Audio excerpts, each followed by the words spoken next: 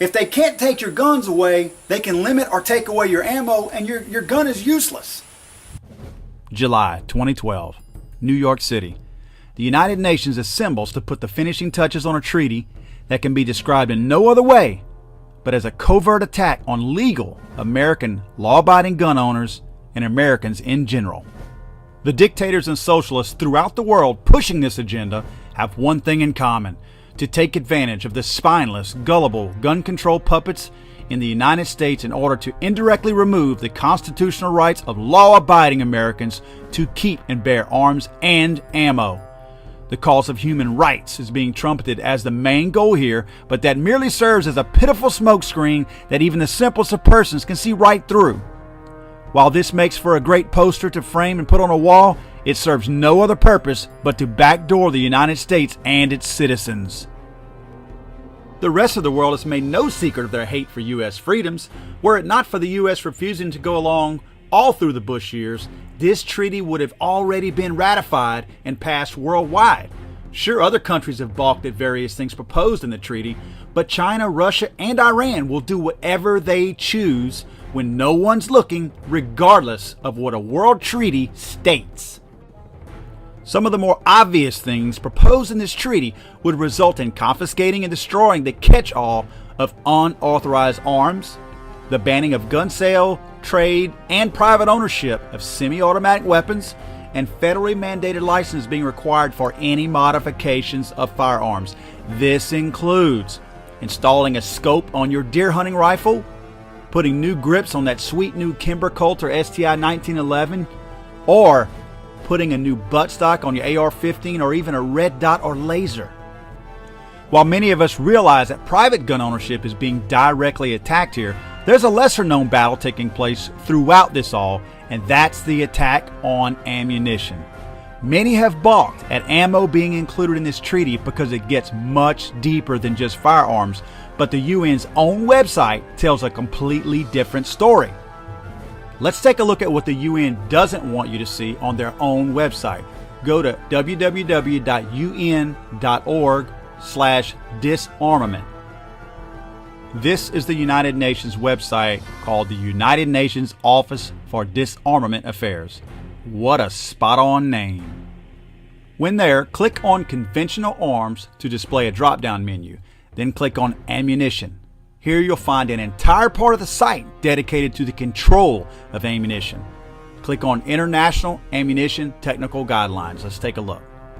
The second sentence of the very first paragraph states this: the group noted that cooperation with regard to effective stockpile management needs to endorse a whole life management approach, ranging from categorization and accounting systems essential for ensuring safe handling and storage and for identifying surplus.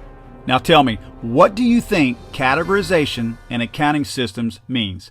If you're trying to prevent the corrupt trade of illegal ammo, don't you need to have a way of identifying the ammo? Can you just put one number on the outside of a crate of 10,000 rounds of ammo and hope none of it gets plucked off the pallet? Further down that same page, click on Introduction and Principles of Ammunition Management. On this page, scroll down to entry 6.1.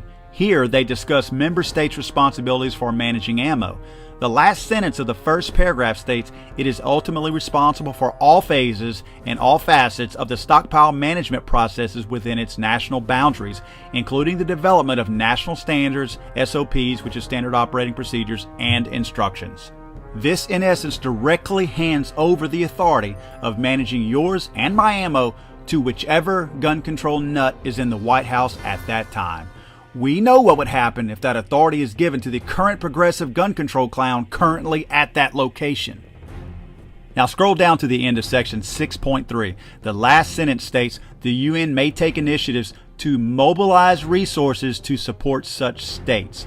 Now what do you suppose that means? With the UN's current initiatives surrounding Agenda 21, this is just another area that legally grants them the authority to cross borders into any country and enforce this treaty if that country, quote-unquote, can't enforce it.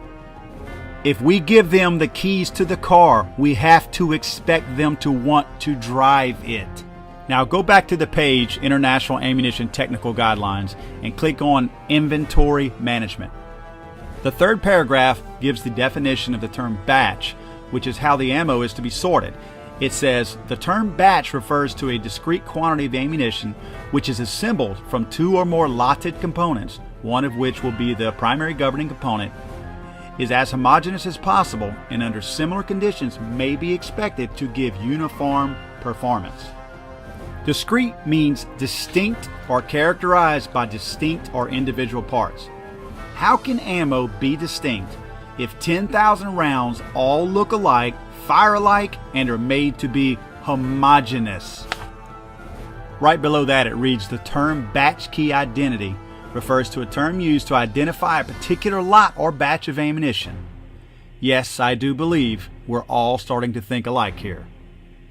Now scroll a little further down that same page and you will see it states the term munitions life assessment refers to a system's approach to optimizing the useful life of ammunition. Now how will you know ammo is reaching the end of its quote useful life? Something has to be recorded somewhere that shows how old each round is, right? I mean, what if there's a little dust up over in our buddy Odinga's village and they need to kill off a few people resisting their dictator's rule? Well, if they only use half the pallet of ammo to kill off half of their people in the village, and the one label that was documenting that entire stock of ammo just happened to be stuck on the half that left, then how do they know what was left behind to document it? Now scroll down that same page to section 4, Aim of an Inventory Management System. Under letter D it states the controlled issue and use of specific or generic conventional ammunition. This states specifically the controlled issue. There are no secrets here. They plan to use this treaty to control the issuing of ammo. Note that it does not say that they're proposing to control issuing of only ammo to military, nor does it say they plan to control all ammo except that for private use. And keep on scrolling down to section 5, Inventory Management Functions. Under B here, it gets a little closer to what we know they're trying to say. Record and numerically monitor stockpile levels by ammunition type, lot number, and or batch number, and by exact location. Ammunition accounting. So, how do you record and monitor stockpiles without assigning each round of ammunition a unique inventory number? Let's dig a little deeper where they've hidden the smoking gun. Let's go back to the International Ammunition Technical Guidelines page. Scroll down to Tracing of Ammunition. Scroll all the way to section 6.1, Essential Information. Now notice how they use keywords like illicit that make you think they're only doing this to prevent the bad guys from getting away with anything. But they never say we won't do this for private law-abiding ammunition purchasers. And here it is, letter E. The identification of an ammunition item for the purpose of a tracing operation shall include its head stamp marks. Oh, what's a head stamp mark? Footnote 6 clearly states that head stamp marks are alphanumeric characters and or symbols applied to the base of cartridge cases. Head stamp marks are alphanumeric characters and or symbols applied to the base of cartridge cases. Now let's imagine for a moment what life would be with serial numbers on every round of ammo. Triple the cost of ammo due to ridiculous manufacturing modifications in the factories. A $25 box of .45 caliber ammo would now cost you $75. And imagine if the rounds get cheaper because of the cost of manufacturing them, the rounds get more unsafe. And you would only be allowed a certain amount of ammo. Of course, you don't want to be considered that you're stockpiling or anything like that. So you'd be cut off after purchasing a certain amount. You couldn't give or sell ammo to a friend without documenting it. You have to pick every spent shell casing up when you're at the gun range. Why? To return those shell casings to prove that it's all been shot before they'll sell you more. Remember, you can't stockpile. And you have to hope some thug doesn't pick up a couple of your spent casings at the range and leave it a crime scene to maybe, I don't know, throw cops off the trail. Imagine explaining that one away to the police. And guess who the only ones not using properly marked and inventoried ammo would be?